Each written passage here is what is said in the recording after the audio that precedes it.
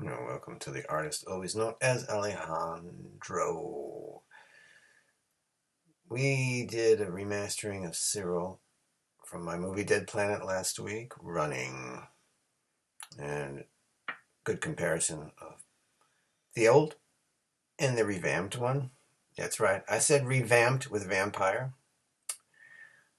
Well, Syril is a real badass, and I wanted to also show that side of her.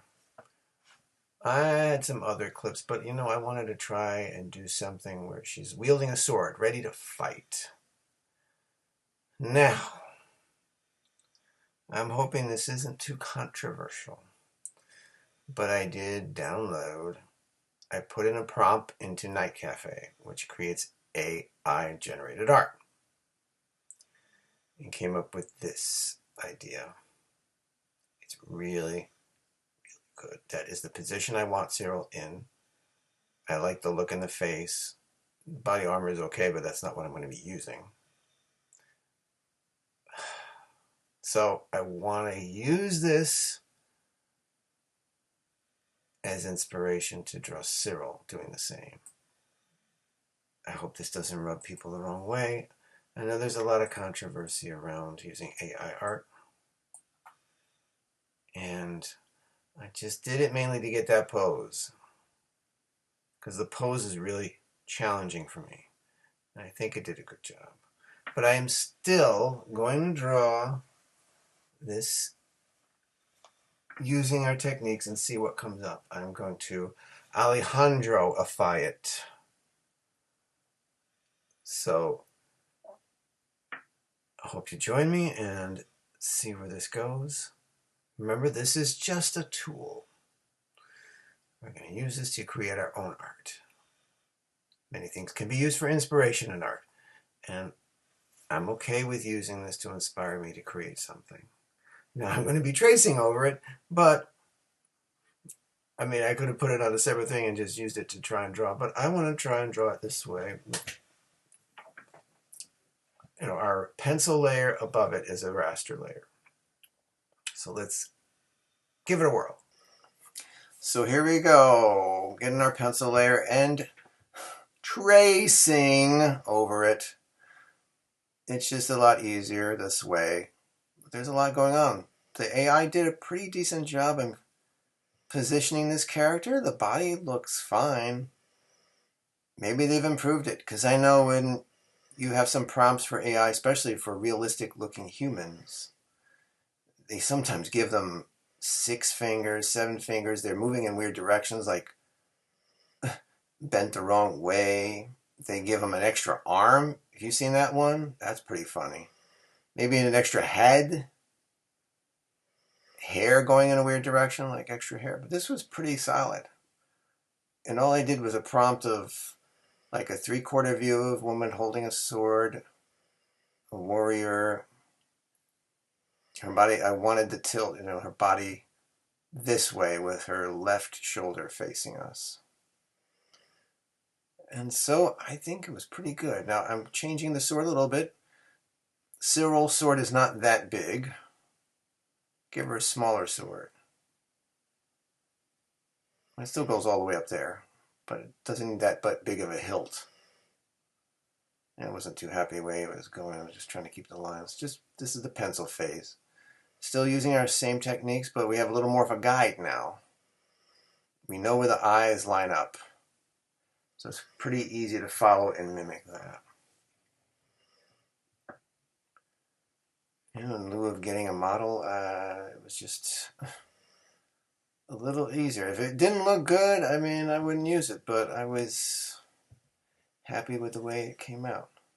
So we do kind of know Syril's look. There's her hair, and we're going to do a ponytail coming out the side. Now the AI stopped there, so I had to imagine where her legs would be. It's just your basic outline. So now that we did that, I kind of drew her off screen, added her little ponytail, and we're going right into the brush phase. So I refined it, and now we're just using my pencil sketch layer to finish it up.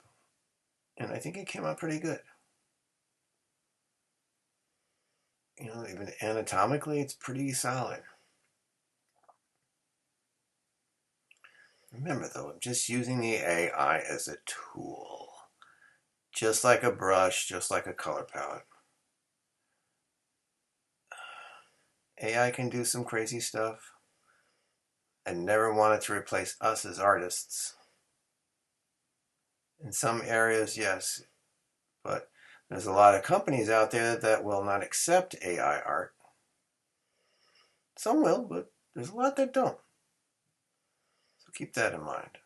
Maybe that'll change. I'll be a little more lenient and what have you.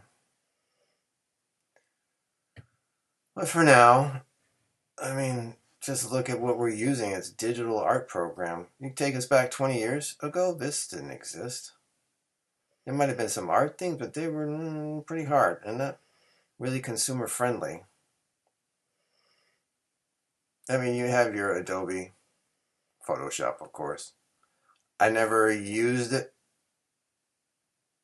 Clip Studio Paint was my first digital art program.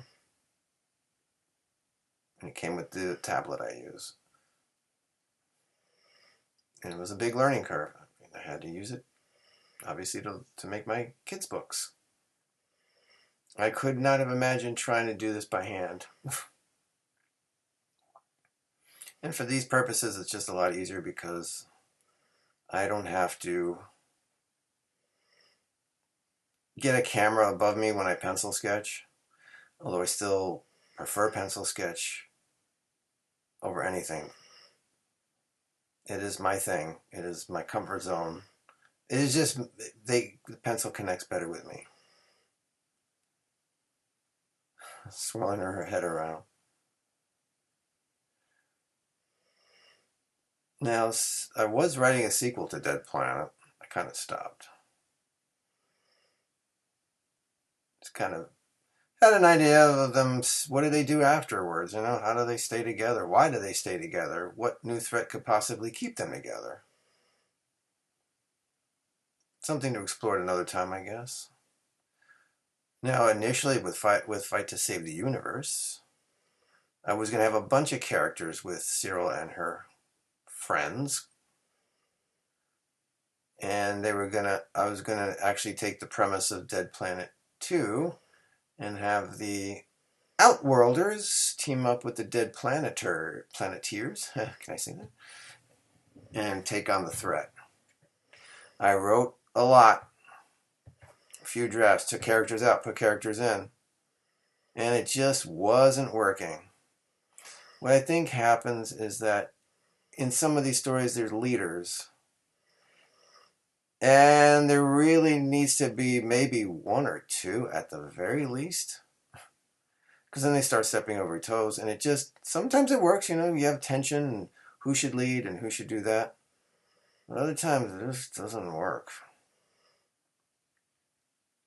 So I was having the conversations, getting to know you, characters intermingling. There was some cool stuff. There was a warrior who was a wolf man. I thought, oh, he'd be great on a planet where there's werewolves. My barbarian I drew before, Zabarak, where Luna was part of it. I figured, ooh, you know, person who can communicate with the moon, and all that, but it didn't work out. I'll get into more in a little bit, but I want to just kind of wrap up this part, take away the pencil there, you know, erasing some things, and voila. So I have done some fine-tuning, as you know. I could show the process, but I don't know, it just seems, you know, with me, it just seems too much. But fine-tuning the eyes, lips, nose area, some of the hair. I added her signature braided hair with the loose hair at the end. Kind of fine-tuned her collar, added her vest patterns, of course, fine-tuned her arms, her fingers, all of that stuff, the sword. Even add a little extra booby action there because it needs to be there. Pouches, her belt buckle, and even a scabbard for her to hold her sword in. We don't see that, but she does have that. She carries it attached to her belt, so she can put that sword back in. Sheath it. That's the word. S-H-E-A-T-H. Sheath. And unsheath it, if needs be. So you know what that means. It is time to start doing those details. So let's get to it. Details time. Adding in those magical eyelashes, still that round mixing brush. It's all round mixing brush with my inking phase. I used basic outline of her eyes, and it worked. It really worked. Glad I did it. And as always, I don't add too much detail to the face. Just maybe a cheekbone here, and of course where her Adam's apple is, or Eve's apple. So anyhow, getting back to Dead Planet and Fight to Save the Universe. I abandoned that storyline with all these characters intermingling. I even had a guy who was called Batron. Yep, he was like a humanoid who had bat wings. Like, oh, this would be perfect. But it really was. Sometimes it just is too much. And I don't feel bad abandoning ship. If I can sense the story's not going to go anywhere.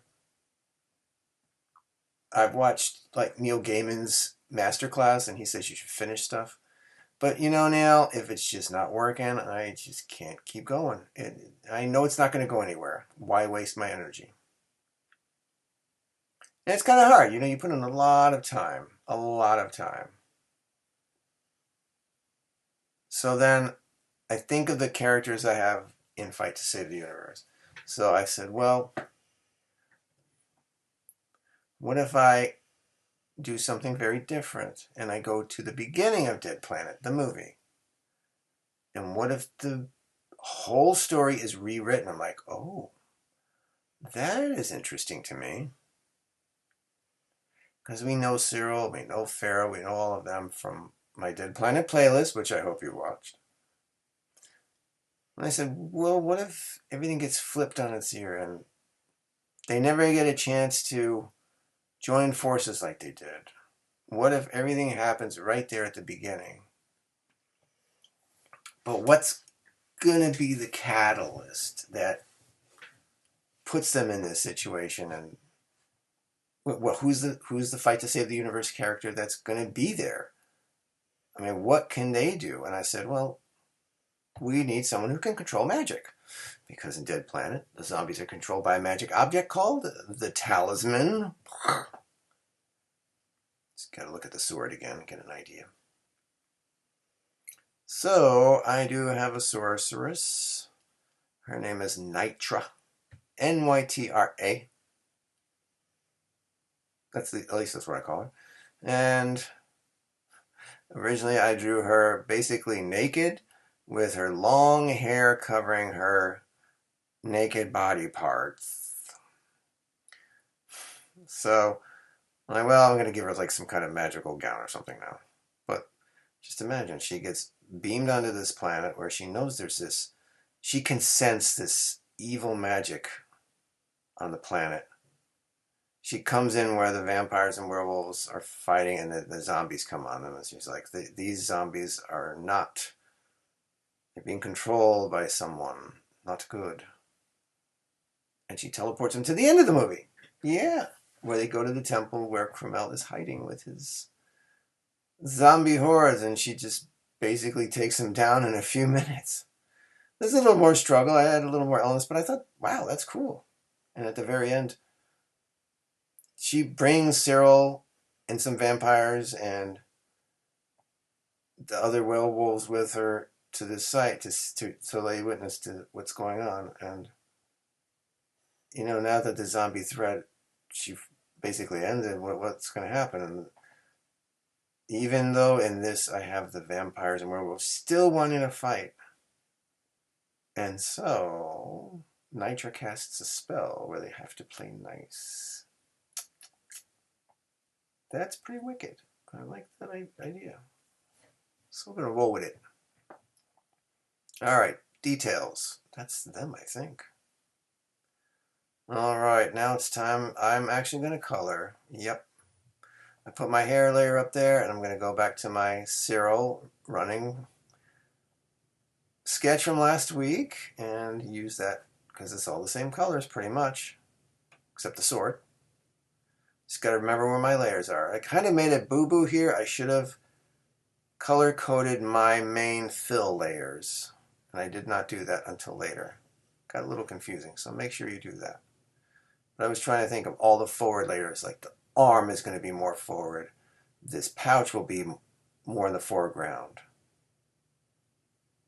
I'm doing the belt too, huh? Okay. I wasn't sure if that was the right color, but it is. Alright. And I think that, yeah, that might be, oh, I do the blacks of her eyes as well. Okay. Well, I'm moving on to the next layer. I know I have this one going really fast. Now this is just me, but I do like to put, as you know by now, you could put a bunch of things on the same layer, but they can't be too close to each other. Remember that rule of thumb. If you can do the top part of the lips, do not do the bottom part of the lips. This kind of tripped me up, her hand. I don't know what happened there. But... And sometimes you get a little miracle thing where you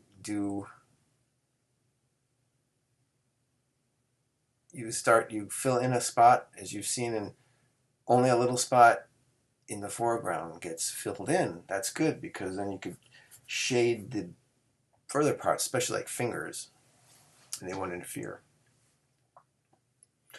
This got a little weird because I put a few things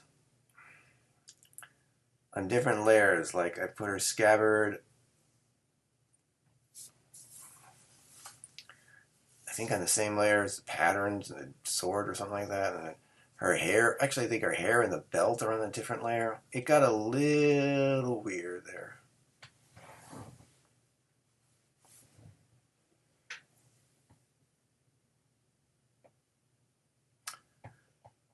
And then, of course, you have to get rid of that first layer so you know you can fill in the whites of the eyes. If you don't, you won't be able to see them. And if you don't fill them in and you add a background, they will show in the whites of the eyes. So beware and take care.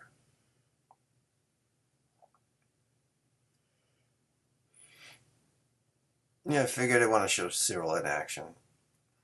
She is total badass. I don't want to skimp out on that. So I really never did a color picture of her in action like this.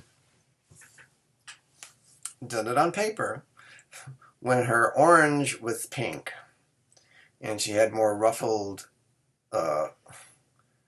sleeves, which doesn't make much sense. It was going too Victorian there, and not practical. You know, you're a warrior, especially fighting werewolves. You know, they could scratch you. At least if they could grab a hold of your little sleeve ruffles, and then you know you're losing the battle. But if they have a hard time grabbing that, at least you have a slight advantage. Yes, I did some of the sword on its own layer. I even did those patterns on her vest on a different layer. But then I realized, wait a second, why can't I see the patterns? Oh, I know what I have to do. I have to move those patterns up. If I don't do that, I won't be able to see them. So you got to think three-dimensionally. Any layers with lines, you want to see your lines, they got to be above all the color layers.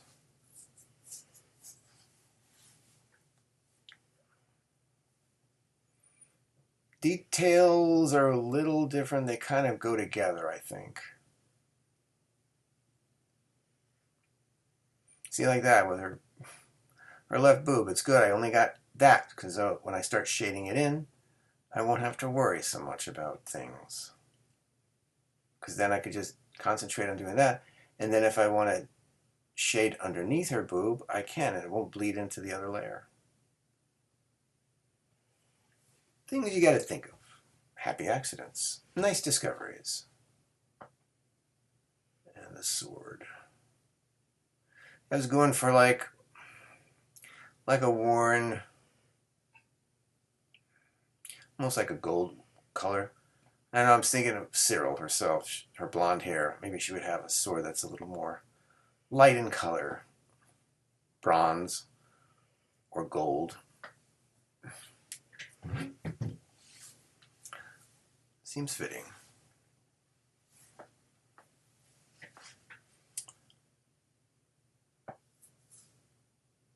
I know not many of you watched the other Syril video. Wow, I can't even speak. Doesn't seem like I got a lot of views on that last Syril video. Maybe you don't like a character running away. I love how it came out. But I figured, you know what? Let me show her wielding a sword. Maybe that might get a few more hits. Of course, yes, I used AI to help. Just a tool. And I was watching this thing about an AI actress. That's kind of bizarre. She looks very real. I went into Night Cafe and I was just, since it was very cold in Florida, a friend of mine sends positive messages every day through Facebook Messenger. So I figured, oh, let me send her like a warm fireplace message. I'm like, oh, let me draw a woman in a bikini with a nice overcoat by a fire with a palm tree in the background, kind of Florida. And this thing generated a real life looking woman. Good golly. She looked lifelike. It was insane.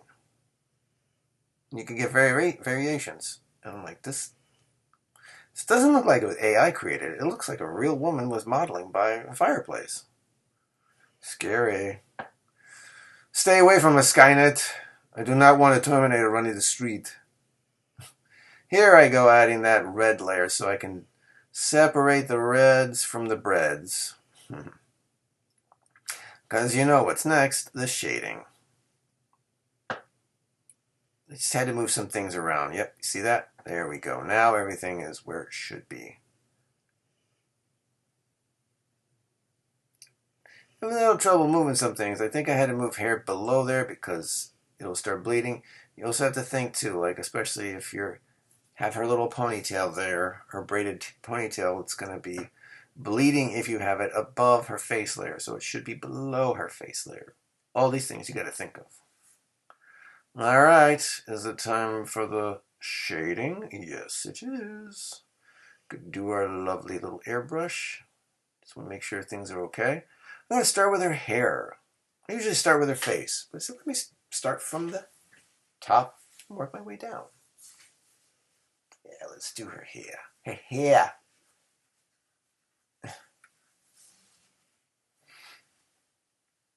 Yeah, we had some cold days. I can't believe here where I live in Florida, it reached the 20s. That's insanity. I've never seen it that cold. Whoa.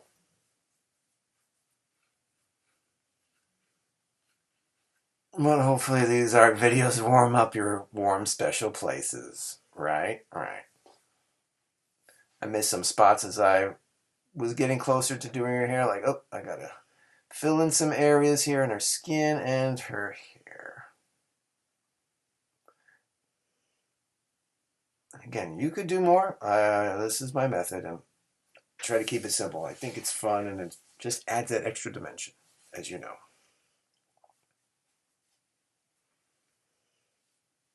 Takes a time to make all this, but it's worth it, right? Right. You do your clip to layer below, and that layer will be above your color layer, and then you could just use your ink droplet tool, and then start airbrushing lower. Go lower on your color wheel to make things darker. Look at that. Nice.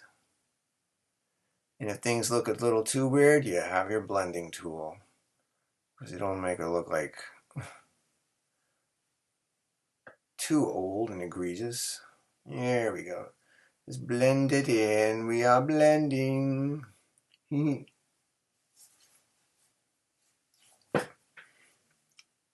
I think I was trying to add a little dark to her cheeks. which I'm like, we'll get rid of that later. Wanted to try to show her a little more battle worn, but I leave it. I said, let's just move on, man. Let's just move on. And of course, it's always a process to look. I think I had layers too high up. I had to move them down. So that's what I'm doing. Things just didn't fit right. There we go. I don't know what I did, but oops, there you go. See, make sure you are on the clip to layer below, or else you will bleed over until the rest of your sketch.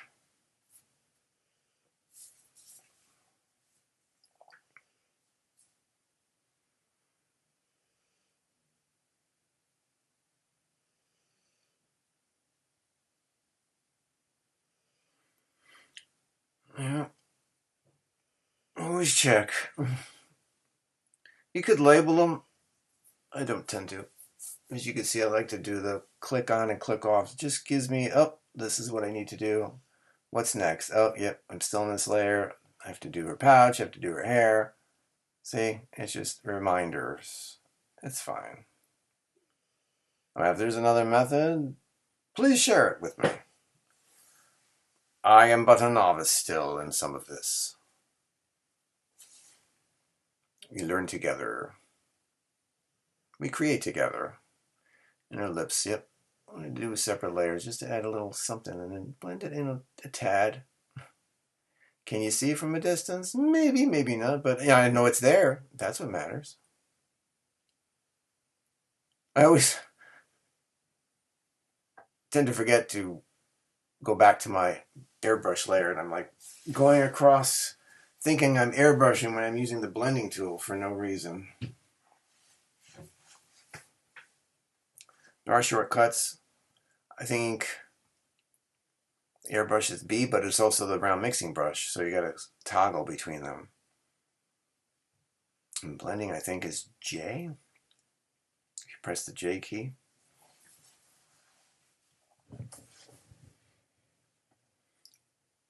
Get in there, Syril.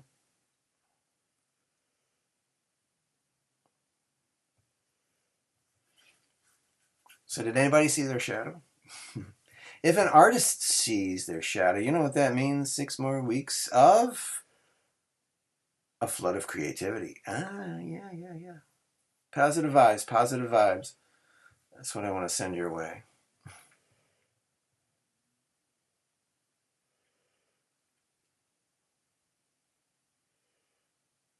It is a crazy thing. A groundhog. Who on earth thought of that crazy notion? A rodent proclaiming what the weather will be. It really is such a bizarre thing. Where did we come up with that? Created a great movie. Bill Murray. One of my favorites. Didn't watch it this year, but still love it. Great character arc he has. Just like Syril does in Dead Planet. She's usually this kind of like fearless, kick-ass warrior, and she has to take stock of herself. She actually is afraid. Zombies were something she never thought she would encounter. Something that's almost more powerful than vampires and werewolves. They're relentless.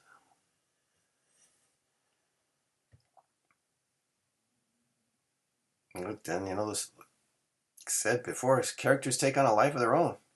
She and Farrah wanted to get it on, I guess. I didn't think she would be romantically involved with anybody. It just didn't seem plausible. But the seeds were planted a little early on, and things grew, and in the second story, I was toying around with an old love interest of Pharaoh, so that could complicate things. Like there's a blast from the past that might be threatening this new vampire werewolf romance. Well, we'll see. I didn't finish that. Maybe someday I will. Trying not to feel shame in not finishing stuff. If it's not working, it's not working. And I know if I start like pushing myself in a corner, a creative corner where there's just no way out. These characters can't do anymore. There's not going to be enough drama. There's stuff that's not going to move the story forward, so forget it. And I know this Dead Planet fight to save the universe idea is really radical, but I kind of like it. It's more nitrous story, which is important. Most of these fight to save the universe stories are more about my cosmic characters, but not altogether. So, all right. Just checking everything, make sure that everything looks shaded well. I think it's okay. One last check.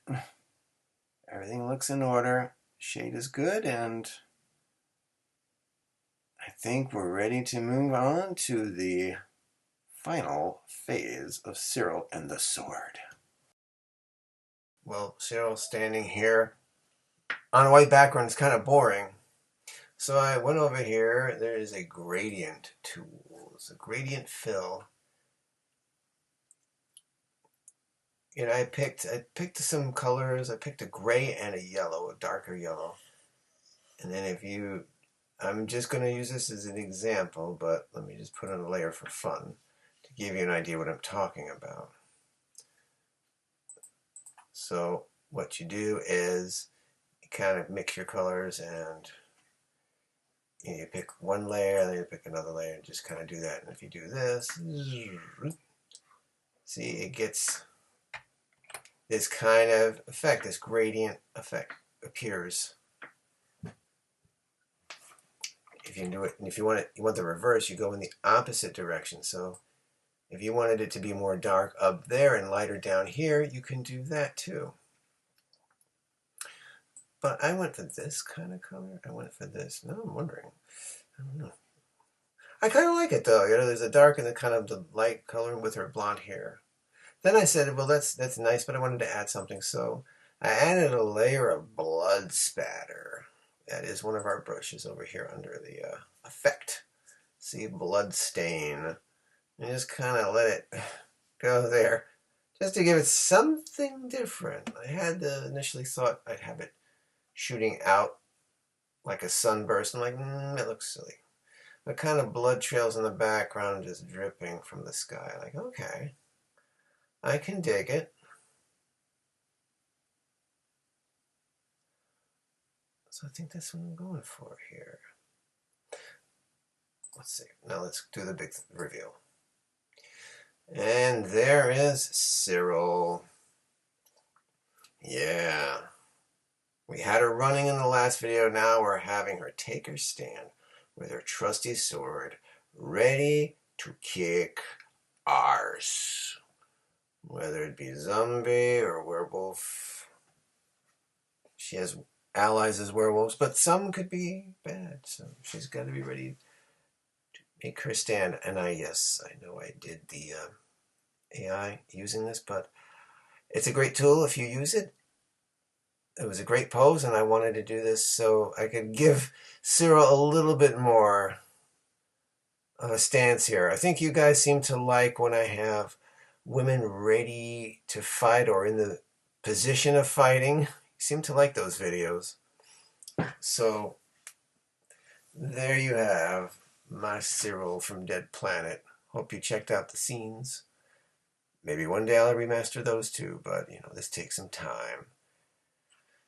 I didn't want to do another coloring video, but why not? This, I think I needed to make up for the one where she's running, right? I mean, she's not a scaredy cat.